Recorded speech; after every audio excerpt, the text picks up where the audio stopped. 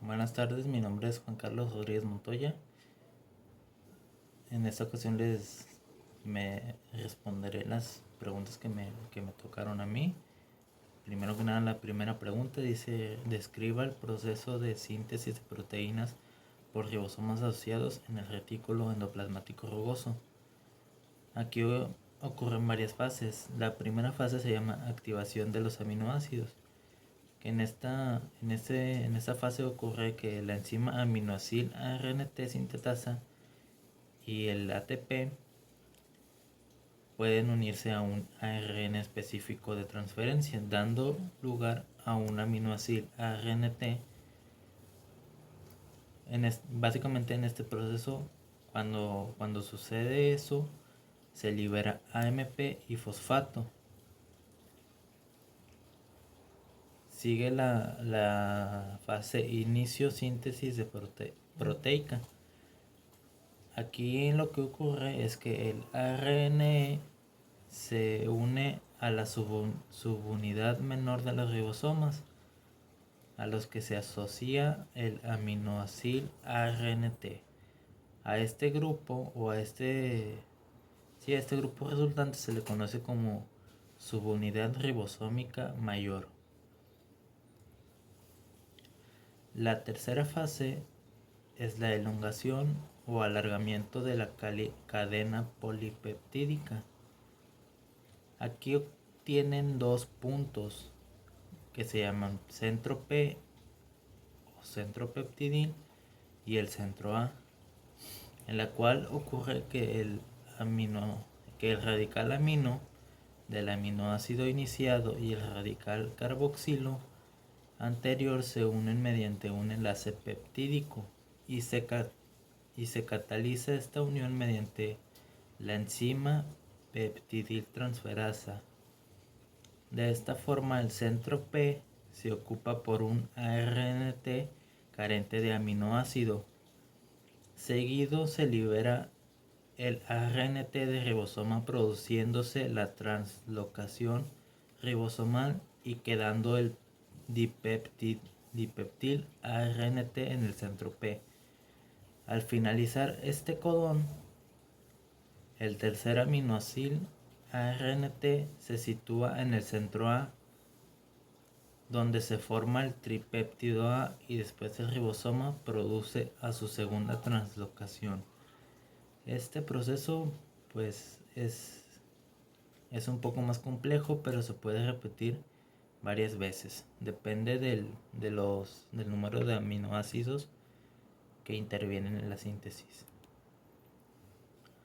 La cuarta fase es la finalización de la síntesis de proteínas, donde aparecen los llamados tripletes sin sentido, o también conocido como codones stop, que esto finaliza la síntesis, como dice su nombre.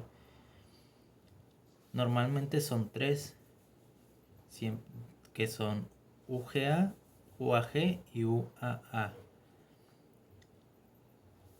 Por lo tanto, no existe el ARNT que su anticodón sea complementario. La segunda pregunta dice: describa el proceso de glicosilación de proteínas en el retículo endoplasmático rugoso. Para esto las proteínas, antes de ser transportadas, deben ser glucosiladas para convertirse en glucoproteínas. Esta función se debe a los oligosacáridos, ya que pueden pasar del lado citólico al luminal por el movimiento flip-flop. El primer paso de este proceso es cortar el azúcar, y este se adhiere a la proteína. Es un proceso muy sencillo, como está explicado. La adheración, el adherimiento del azúcar en la proteína es debido a la enzima glicotransferasa, ya que corta el glúcido y lo adhiere a una proteína, específicamente a la asparagina.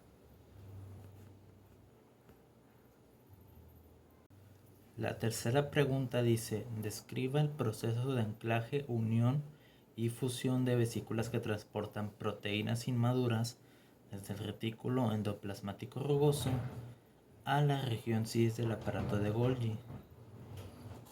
Aquí va la respuesta, dice, el anclaje o unión solo requiere que las dos membranas se acerquen lo suficientemente para permitir que las proteínas que sobresalen de la bicapa lipídica interaccionen entre sí y se adhieran. Cuando están tan próximas, los lípidos pueden fluir de una membrana a la otra. Así el apareamiento estrecho de las SNAR sitúa las bicapas lipídicas en una gran proximidad que expulsa las moléculas de agua y de interfase. Los lípidos de las dos capas confluyen formando un tallo de conexión.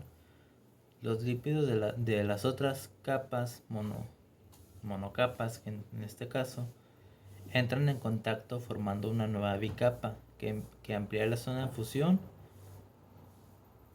que esta fusión se llama hemifusión,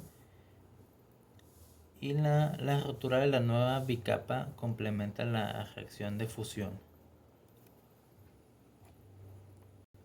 La cuarta pregunta que me tocó es la número 14, que dice, mencione 3 proteínas que producen los ribosomas asociados y pueden ser exocitadas. Bueno, tenemos 2 que son producidas por el páncreas, que es la insulina y el glucagón. Y tenemos otra que es la oxitocina, que es producida en la neurohipófisis. Es un poquito más complicada porque no traté de explicarlo mejormente, más fácil para que pueda ser entendido. Es la pregunta 49. Dice, mencione 5 sitios que pudiesen fallar para que la proteína insulina no se llegue a madurar correctamente y a liberar al sistema circulatorio. Dice, la insulina sufre 2 cortes antes de que formen los puentes disulfuro, eliminándose un propéptido de la parte media de la cadena. Esta es inhibida normalmente por catecolaminas, como la adrenalina, que son estimuladas por el sistema nervioso simpático, el cual actúa en situaciones de estrés en las que hace falta tener glucosa básicamente.